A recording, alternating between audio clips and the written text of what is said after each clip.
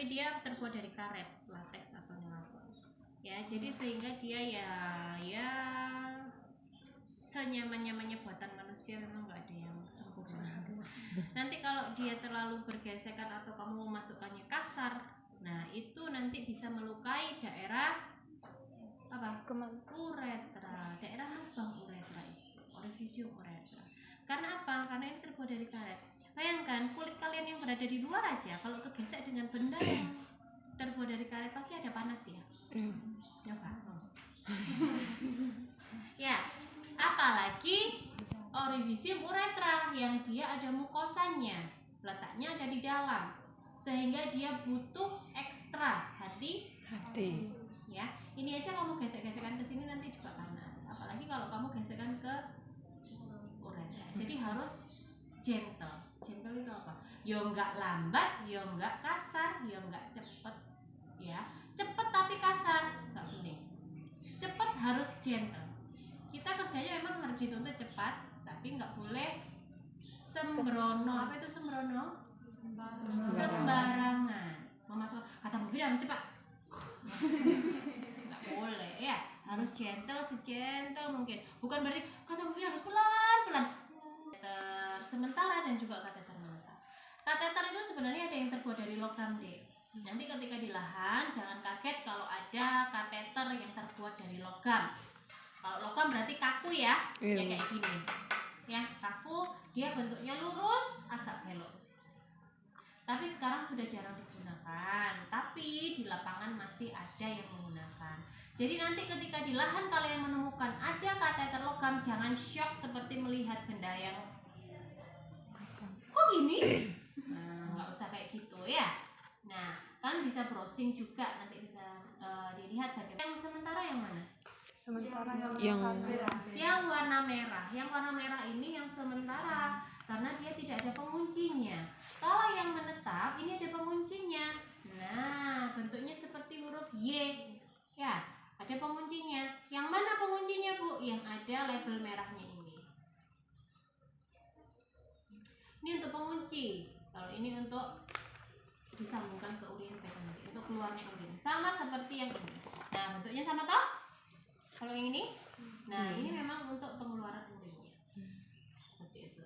Kemudian kateter itu bentuknya ya hanya lurus begini. Bedanya yang sama sementara sama menetap ya hanya di pangkal ini saja. Ya. Kemudian ada ukuran, sama seperti spuit. Spuit ini kalau kalian lihat ini berarti dia ukuran berapa cc? 20 cc. Sama kateter menetap ini bungkusnya sama dengan spet, cuman dia panjang. Ini nggak ada bungkusnya, hilang. Jadi nanti ketika di lahan itu dia kondisinya masih dalam terbungkus seperti ini. Cara bukanya gimana, Bu? Sama. Cara bukanya sama seperti cara membuka spet. Jadi gini ya, yang dibuka sisi yang ada penguncinya, jangan sampai ujung. Ya, yang dibuka yang sisi seperti ini. Jadi bukanya seret sudah, nggak usah seret dibuka semuanya. Nanti dia akan tidak steril, terpapar ya. Cukup dibuka ujungnya aja. Nah, nanti dia akan kelihatan ini. Gitu. Ya. Ukurannya bisa dilihat di mana? Di bungkusnya dan juga di kateternya juga ada. Nih. Ini ukuran 18.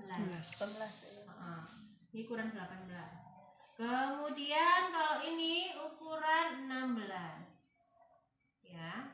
Ini ada di ukuran 16. Nih. Rata-rata untuk pasien ya ukuran standar ya, biasanya 18 sama 16 itu yang sering digunakan. Kalau kateter sementara biasanya lebih pakai yang lebih kecil karena dia kan sering keluar masuk ya. Nah, seperti itu. Terus kegunaannya untuk apa? Kalau kateter sementara biasanya hanya digunakan, namanya aja sementara, berarti pada saat kondisi air kencing sudah keluar semua berarti kita cabut. Namanya aja sementara. Berarti hanya kita butuhkan untuk mengeluarkan urin saat itu aja. Biasanya digunakan untuk pasien yang mau melahirkan, dia sudah bukaan banyak, buka 9, buka 8, buka 10, dia dibantu dengan pengeluaran urin seperti ini. Karena pasien yang buka 9, 10 kamu suruh ke kamar mandi dia udah gak kuat. nggak kuatnya karena sudah menahan kontraksi yang sekian ribu sakitnya itu ya. Nah ketika nanti disuruh turun, takutnya ibunya ketubannya nanti sudah pecah, dia juga nggak boleh turun. Kemudian pada saat dia sudah buka lengkap juga nggak boleh turun. Nanti kalau bayinya lepas ke WC gimana? Ya, makanya kita bantu dengan menggunakan kateter. Ngapain Bu? Nanti kalau bayinya lahir kan bisa kencing.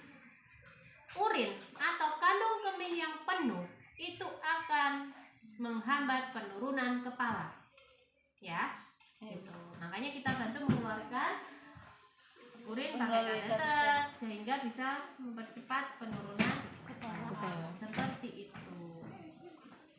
Kemudian kalau kateter menetap, dia digunakan pada pasien yang terbatas mobilisasinya atau dia tidak mampu melakukan atau pergi ke kamar mandi sendiri.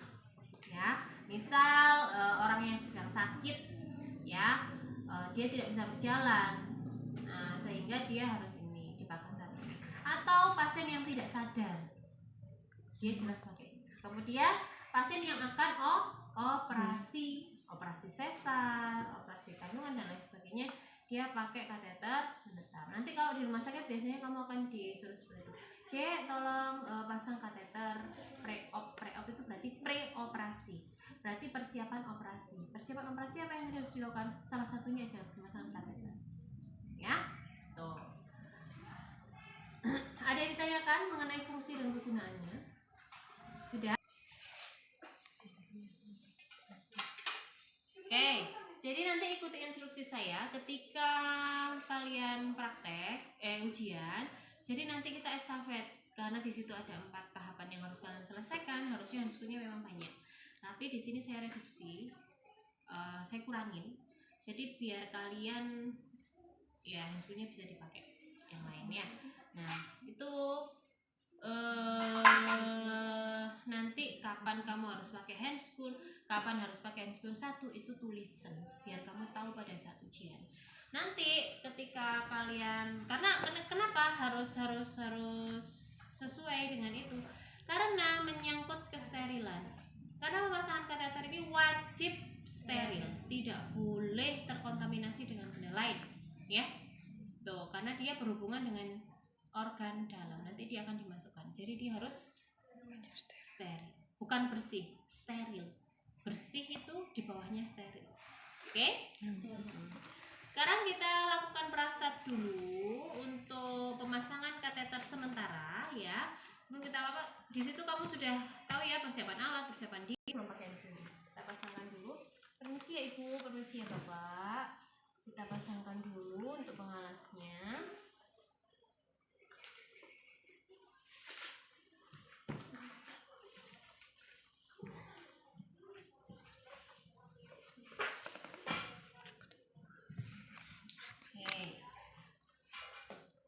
Kemudian kita dekatkan dulu bengkok. Kemudian setelah itu sudah pakai APD loh ya. Itu sudah pakai APD, sudah cuci tangan ya. Nah, sudah privasi semuanya sudah ya. Ini saya langsung ke prasatnya. Oke, kemudian kita ambil handscoon.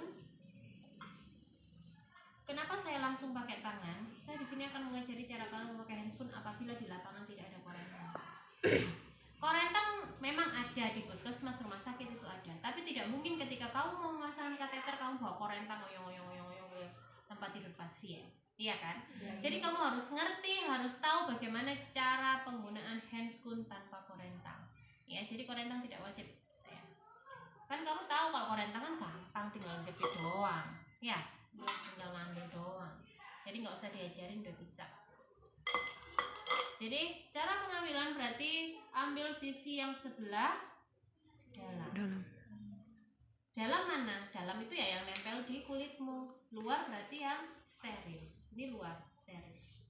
Berarti dalam di sini. Kita pakai dulu handscoon yang sebelah kiri. Ya. Terus ngapain? Tangan kanan pakai handscoon enggak? Jangan dulu. Pasangkan jelly, tuangkan di punggung yang ada handscoonnya, tuangkan ya. Kemudian setelah itu cek lagi apa yang harus diambil dengan tangan yang tidak bersarung tangan, bengkoknya sudah, alasnya sudah, kemudian kapasnya sudah siap, dekatkan, sudah. Berarti kateternya juga sudah siap. Boleh kita pasang handscoon yang sebelah kanan. Handscoon yang sebelah kanan kita ambil yang kita pegang bagian luar, ya. Nah, baru kita masuknya begini. Ya, sudah pakai. Kemudian ambil kapas, kita mau vulva hygiene ya. Ambil kapas 1, 2, 3.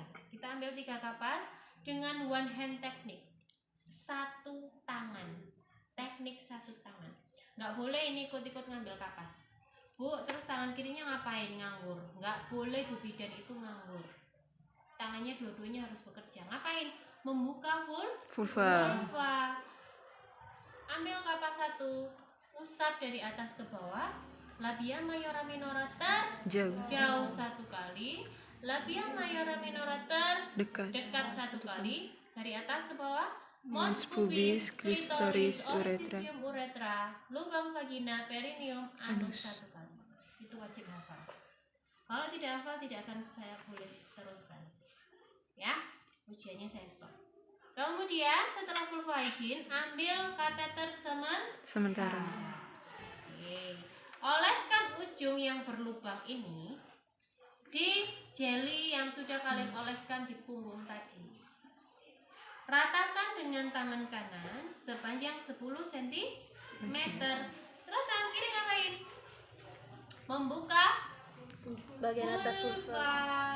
Terus kemudian ini letakkan di bengkok dulu sebelum kamu memasukkan. Kenapa? Supaya urin tidak keluar tercecer di tempat tidur. Ketika kamu mengeluarkan seperti ini, berarti urinnya nanti keluar ke tempat tidur. Kamu akan ngepel, ganti spray, mau. Nah, itu kecerobohan dan kebodohan. Kenapa saya bilang kecerobohan dan kebodohan? Kamu gunanya mengeluarkan urin pakai kateter itu biar urinnya bisa keluar, bisa kita buang. Kalau enggak ya udah ibunya suruh ngompol aja berarti. Ya, ibaratnya kan seperti itu. Jadi ngapain susah-susah pakai kateter kalau ujung-ujungnya juga urinnya jatuh di tempat tidur, ya kan? Iya. Artinya kita mau membantu itu. Oke. Kemudian setelah meletakkan ke bengkok, baru kita masukkan ke lubang. Tangan kiri harus benar-benar membuka vulva. Kenapa? Ingat-ingat kata-kata saya. Ketika kamu membuka vulva, kamu akan nampak di situ ada lubang. Jangan dimasukkan ke lubang itu. Itu adalah lubang vagina. Ketika kamu salah memasukkan ke lubang vagina, kamu bisa dituntut. Ya kalau ibunya nggak perawan, kalau masih perawan, kamu akan merusak saluran udara dan itu tidak bisa dikembalikan. Ya, hati-hati. Ketika membuka vulva, yang kamu lihat pertama mesti ada lubangnya. Itu adalah lubang vagina. Ingat-ingat kata saya. Kemudian berarti kalau ada lubang, uretra ada di atasnya. Berarti uretra ada di atas. Bentuknya itu seret gitu doang. Uretra itu kecil banget. Makanya tangan kiri ini harus bekerja. Bekerjanya ngapain? Benar-benar dibuka. Ya, benar-benar dibuka. Nah, berarti oh itu ada lubang, berarti itu vagina, berarti atasnya. Cari lubang kecil. Jadi ketika kamu membuka, jangan pas tanganmu jari-jarimu di vagina, agak atas sedikit, ya.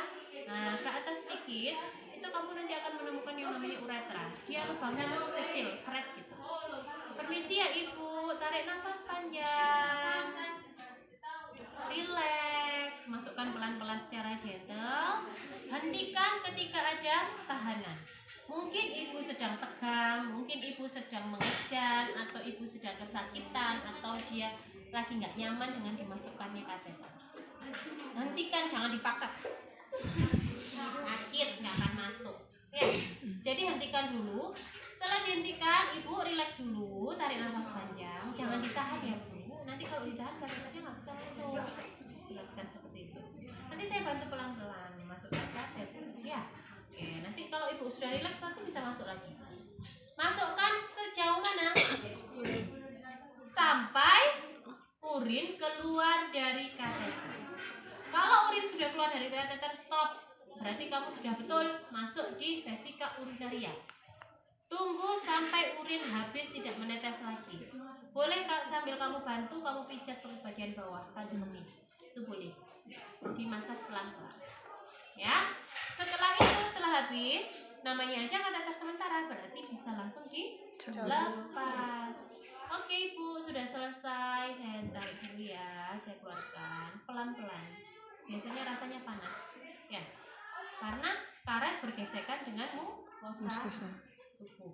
Ya. Kemudian gini kan, jangan gini-gini ya. Nah, ini diberdirikan. Oke, sudah. Kalau urin dibutuhkan untuk pemeriksaan laboratorium, boleh diangkut, dimasukkan di botol tabung laboratorium. Jangan lupa diberi label nama pasien. Kemudian kalau tidak digunakan, urin dibuang ke WC, kloset. Kapas yang sudah digunakan untuk vulva hygiene dibuang ke sampah medis. Kemudian kateter dibuang di mana? Klorin. Kateter diklorin. Terus kemudian apa lagi? Bengkok diklorin.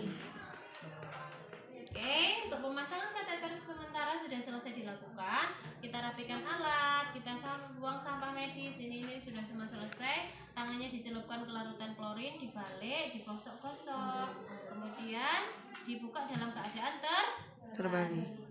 Pemasangan kateter sementara sudah selesai dilakukan. Sekarang kita melanjutkan pemasangan kateter menetap. Kita siapkan dulu alatnya.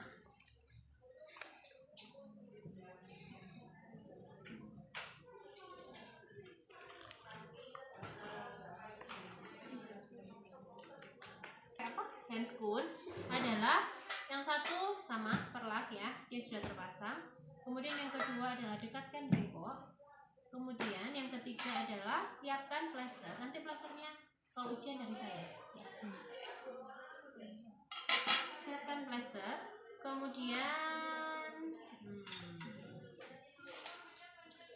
buka spet 20 cc.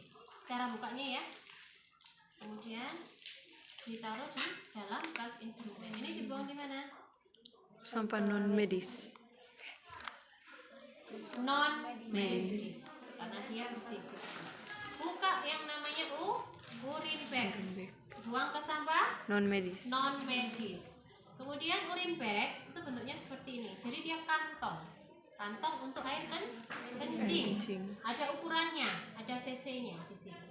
Kemudian yang harus kalian lakukan apa? Memeriksa apakah keadaan kantong ini, urin bag ini sudah terkunci. Kalau nggak terkunci, nanti urin bisa keluar bleber. Ya, nah kita harus pastikan mengunci. Kalau bentuknya yang seperti ini sedang terkunci. Karena apa? Dari kantong keluar itu dia ada pembatasnya, warna biru. Tapi kalau dia kondisinya seperti ini, berarti dia sedang terbuka. Warnanya putih, dari kantong ke sini putih, berarti dia terbuka. Kalau seperti ini berarti dia terkunci, ada birunya, ada penghalangnya, ya. Makanya dia kenapa dikasih warna, dia supaya tahu, ya. Tapi tidak semua urin bag itu bentuknya sama seperti ini. Ada yang diputar, nggak ada T-nya gini, ada yang diputar. Kalau diputar harus kamu kasih rapat, ya, kasih rapat dulu, itu berarti dia sudah tertutup. Kemudian setelah dicek, baru kita letakkan. Jadi tadi apa aja yang disiapkan ketika kita belum pakai handscoon? Bengkok. Dekatkan bengkok. Terus Siapkan spit. Iya, plester 2. Terus Buka spet dan buka. Ya. Oke. Kemudian berarti ada berapa? 4. Iya, 4. Kemudian kita pasang handscoon yang sebelah kiri dulu. Kita ambil spet yang tadi diambil. Kemudian ambil aquades. Kita masukkan aquades sebanyak 10 cc minimal. Bu, kalau saya mau 15 boleh, tapi minimal 10 cc ya. Oke. Kemudian kita letakkan spet ke bak instrumen. Kemudian yang kedua, kita sambungkan urin bag ke kateter.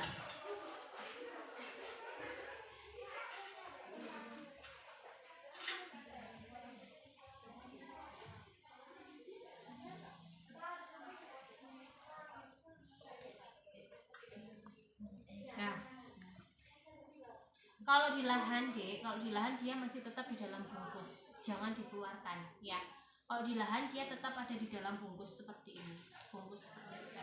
Jadi kan dia hanya dibuka atasnya aja. Jadi itu kamu hubungkan, nggak apa-apa. Tapi kamu nggak usah pakai handscoon karena dia kan ada di bungkusnya. Jadi nggak usah pakai handscoon, cukup dipegang ada bungkusnya. Langsung kamu hubungkan ya. Oke. Kalau pakai handscoon ini ketika kateternya berada di bak instrumen atau kateternya dikeluarkan dari pembungkus, itu kamu harus pakai handscoon. Oke, kemudian apa lagi? Ambil jeli, oleskan di Jeli, jangan lupa. Terus apa lagi? Ada lagi? Sudah. Jadi ketika pemasangan kateter menetap ada 3 yang harus kita lakukan ketika memakai handscoon yang sebelah kiri. Kemudian kita sekarang pakai handscoon sebelah kanan.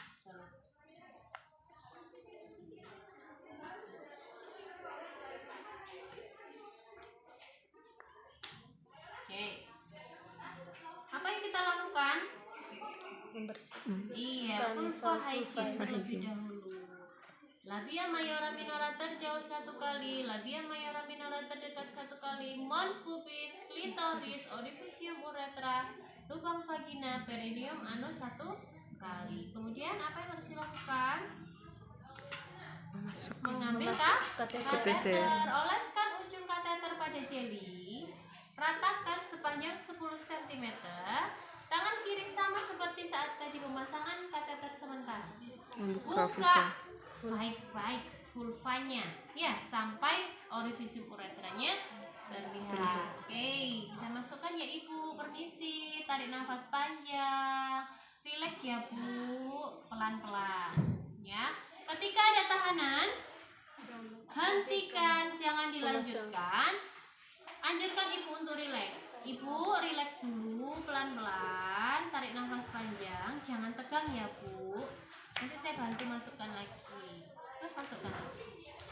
Kamu masukkan sampai Urin keluar. urin keluar ke urin bag, di selang urin bag. Kalau urin sudah keluar di urin bag berarti sudah betul masuk vesika urinaria. Ya. Oke. Ketika dia sudah masuk, baru kita ambil spet, kita kunci kateternya. Kuncinya tadi yang mana? Yang ada label merah. Label merah. Caranya mengunci adalah tekan spet ke pengunci, putar ke arah kanan sambil ditekan, suntikan cairan tadi ke dalam kateter. Dia akan terbentuk balon seperti ini nanti di dalam. Kamu nggak akan bisa lihat balonnya karena dia ada di dalam vesika urinaria. Ya, ini saya perlihatkan seperti ini. Jangan dilepas jempolnya, pegang pakai tangan kiri yang merah ini, putar ke arah kiri. Jempolmu ini putaran ke arah kiri, tanganmu sambil melepas. Kuncinya akan tetap. Kalau jempolnya tidak kamu jempolnya sampai terlepas, dia tidak akan membentuk kunci. Coba ya. Misal ini kamu lepas lagi, dia akan hilang. Ketika dia gini terus kamu lepas, dia akan nggak membentuk kuncinya. Salah, ya. Jadi suntikan, Putar kiri. putar ke kiri, sambil tetap ditekan jempolnya, ya, sehingga dia akan membentuk kunci. Setelah kamu suntikan semua, kita tarik. Ketika dia tidak bisa ikut keluar, berarti dia sudah betul kuncinya terbentuk sempurna. Jadi sudah benar kateternya, pemasangan kateternya sudah benar. Terus dilihat, Bu, nanti kalau ininya pecah di dalam gimana? Enggak apa-apa, enggak masalah. Karena apa? Karena yang kita suntikan adalah air steril atau cairan steril, ya. Cairan ini cairan steril. Cairan steril tidak masalah ketika dia masuk ke dalam tubuh. Kecuali kalau air kobokan kamu masuk gini, baru dia infeksi mulus-mulus, sakit perut, infeksi saluran kemih nanti, ya. Makanya jangan sembarangan bawa air. Jadi harus pakai air. Ya, biasanya pakai cairan infus RL itu nggak apa-apa. Biasanya pakai itu kalau nggak ada apa. Ya, oke. Kemudian setelah penguncinya berhasil, apa yang kita lakukan? Lakukan fiksasi. Fiksasi berarti ambil. Tahu fiksasi? Apa fiksasi? Menempel pakai tempel. Plester.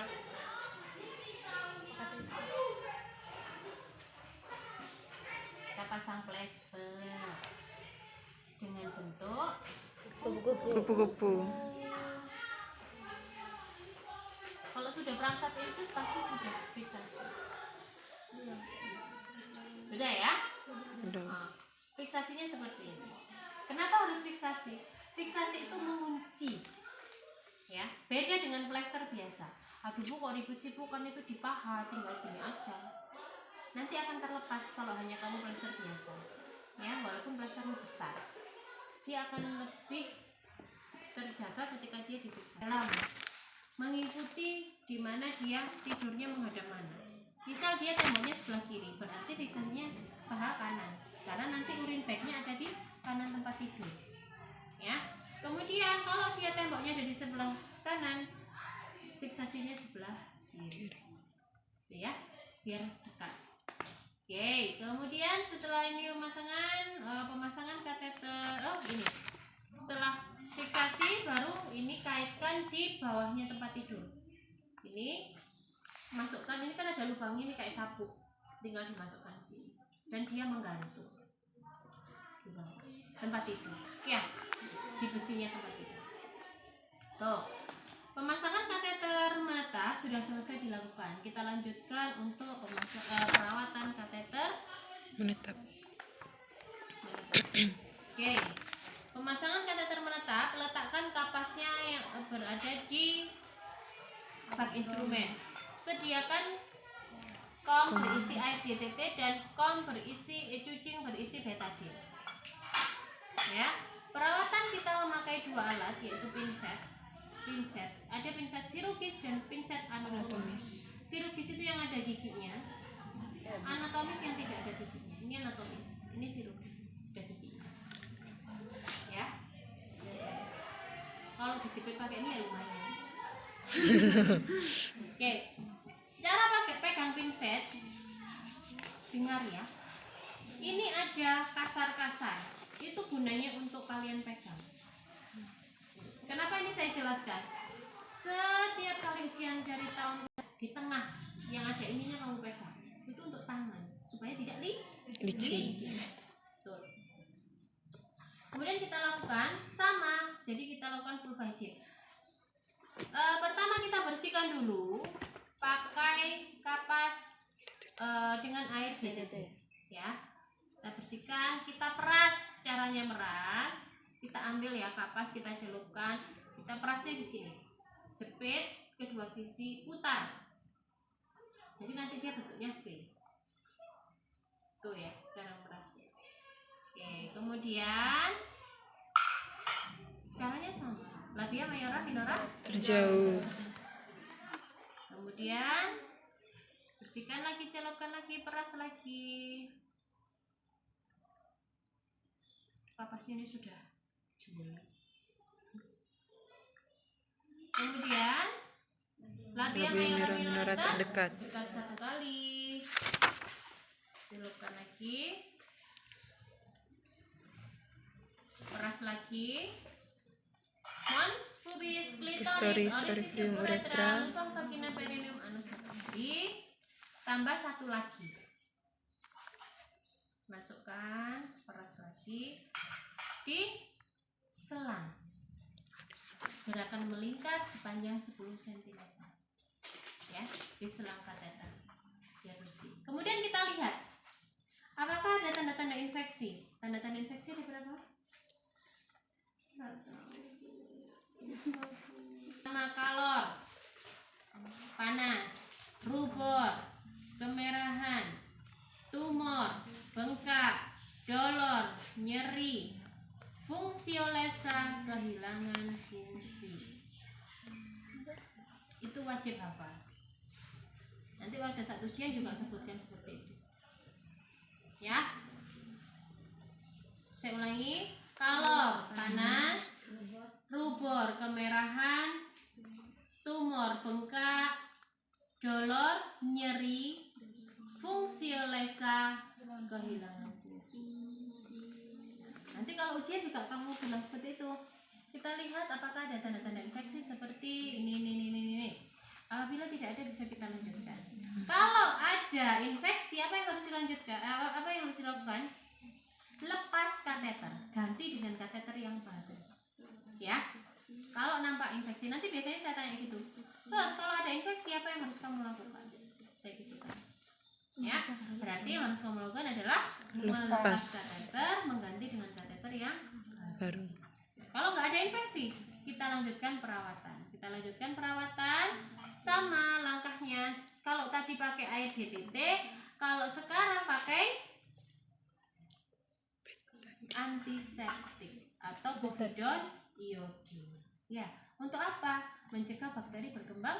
Iya, mencegah infeksi. Kita celupkan, kita peres lagi. Sama langkahnya.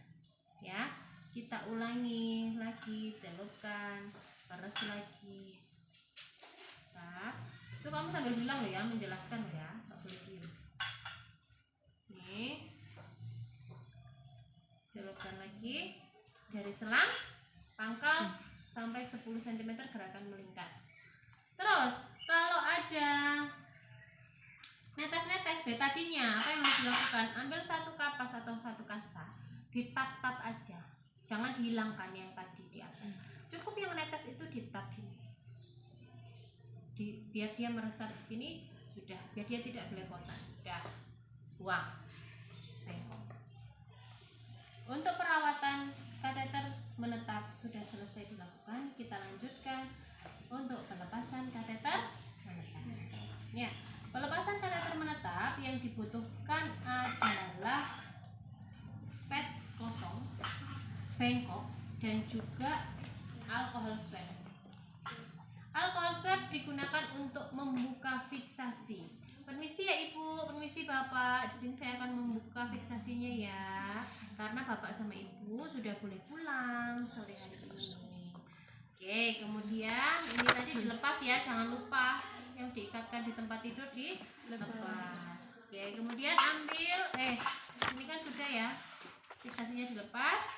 Nah, ini kita buka. Cukup kamu masukkan ke penguncinya tadi, dia akan keluar sendiri. Dia bisa keluar sendiri. Ya. Jadi nanti aquadesnya masuk ke sini lagi. Oke. Kemudian setelah penguncinya kamu buka, kamu ambil kateternya. Permisi Ibu, tarik nafas panjang, jangan ditahan. Saya bantu pelan-pelan ya. Oke, sudah. Pegang ujungnya. Jangan sampai urinnya tercecer. Kemudian letakkan di bengkok, buang ke sampah medis. Ya, oke. Kemudian dirapikan alatnya, buang semuanya. Kamu nanti harus sudah bisa bilang ya apa aja yang harus dilakukan klorin sama medis non medis. Perasaan selesai dilakukan, kita cuci tangan. Pas keluar Bang, tidak ada pengelap. lepas APD, Ada. cuci tangan, terus Dokumentasi.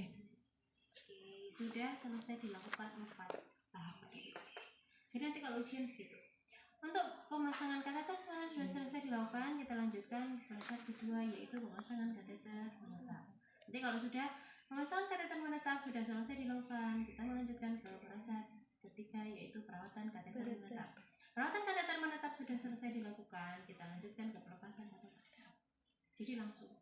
Jadi handsconya hanya ganti 2 kali. Pada saat pemasangan kateter sementara kamu lepas, kemudian nanti kamu siapin lagi tadi, ya baru pemasangan kateter menetap.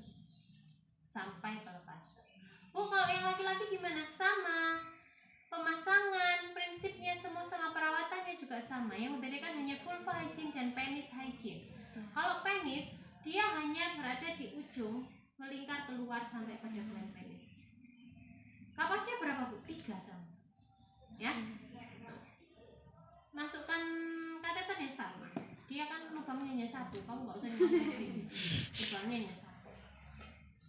Ya. Semuanya pada prinsipnya sama. Mungkin ada yang ditanyakan? habis operasi besar. Operasi besar kan biasanya dia pakai katetnya nggak lama ya. Itu biasanya 1 minggu tuh dilakukan perawatan. 1 minggu sekali. Oh, 1 minggu sekali. Kalau ada infeksi baru diganti. Karena infeksi itu disebabkan karena apa? Karena kuman, bakteri. Nah, karena penularan tadi, kadang tangan kita yang nggak bersih, penularan seperti itu. Atau biasanya dia kulitnya sensitif. Jadi dia akan lebih rentan terinfeksi ketika bergesekan dengan yang namanya karet. 3-5 hari kalau dirasa dia tidak ada tanda-tanda infeksi atau apa, biasanya belum. Tapi kalau pada pasien yang tidak sadarkan diri itu biasanya 1 minggu. Ya. Ada lagi yang ditanyakan? Intinya dia punya prosedur